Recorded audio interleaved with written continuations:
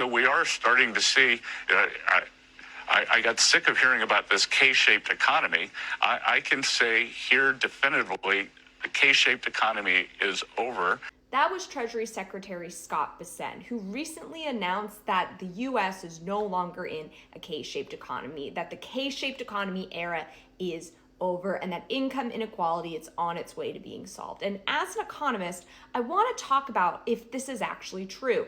Is the U.S. economy no longer K-shaped? First of all, I think it's really important for us to define what a K-shaped economy actually is. And the idea behind a K-shaped economy is that higher income folks and lower income folks are experiencing two different economic realities in the same economy. Generally, the idea is that higher income folks are experiencing higher growth in things like wages and consumer spending and general wealth compared to those who are lower income. Now, the idea of a K-shaped economy is not something that's only popped up in the last couple of years. In fact, we've experienced a K-shaped economy, usually during periods of economic recession, most recently in the recession in 2001 and the Great Recession of 2008. And the concern among economists is that a K-shaped economy can exacerbate income inequality, and that's why we watch for it so closely. Now, Scott Bessent, instead of saying we are in a K-shaped economy, says that we are now in a C-shaped economy. Though that's not a term that economists generally use. In fact, many people point to the origins of the phrase C-shaped economy from the CEO of Hilton Hotels,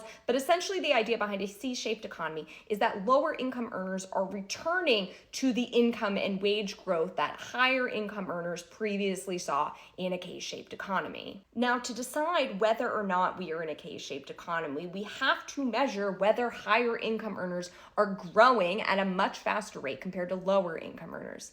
And there's always a question, though, as I'm sure you can imagine, of how exactly do we measure that? What metric do we use, or what combinations of metrics that we use? Now, Scott Bessent specifically uses wage growth to declare that we are no longer in a K-shaped economy. And what we see from the data is that for both high income and lower income earners, currently their wages are growing at the same rate. If we were in a K-shaped economy, wages of higher income earners would be growing faster compared to lower income earners. Now, we can also look at consumer spending, and there have been several very recent studies that have shown that consumer spending for the lowest income earners is upticking slightly. Now, you might be asking yourself, Sarah, looking at all these measures, does that mean we are no longer in a K-shaped economy? And what I will say to that is I think it is a bit premature, given everything else economically that's going on right now, to declare that we are no longer in a K-shaped economy, given a couple of months of data. A big reason why is because of the uncertainty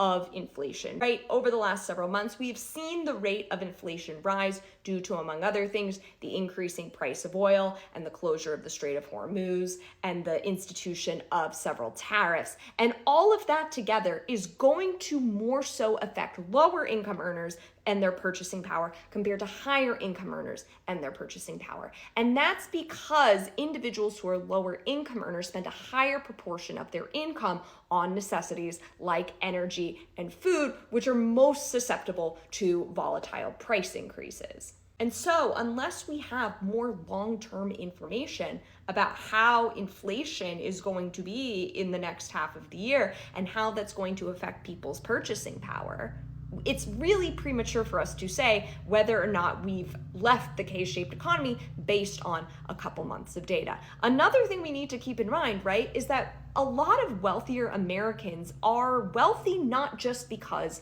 of their income, right, how much they earn from their job. A lot of wealthy Americans choose to invest in things like the stock market, which has seen growth in the last year in terms of people's investments. Lower income folks, while they are increasingly investing at higher rates, do not see the returns to that as dramatically compared to wealthier individuals. In addition, we also have data to suggest that even if consumer spending among poorer individuals is increasing, they are also experiencing higher rates of credit card debt compared to 5 years ago. Now, ultimately, Scott Bessent is the Treasury Secretary, so pointing to things like higher rates of growth for lower income folks is part of his job, especially given the midterm elections coming down the pipeline in the next several months. However, I think as consumers of news, we need to be very careful about when people point to one or two metrics to indicate that the economy as a whole is doing well, and really taking the time to absorb A, other points of data,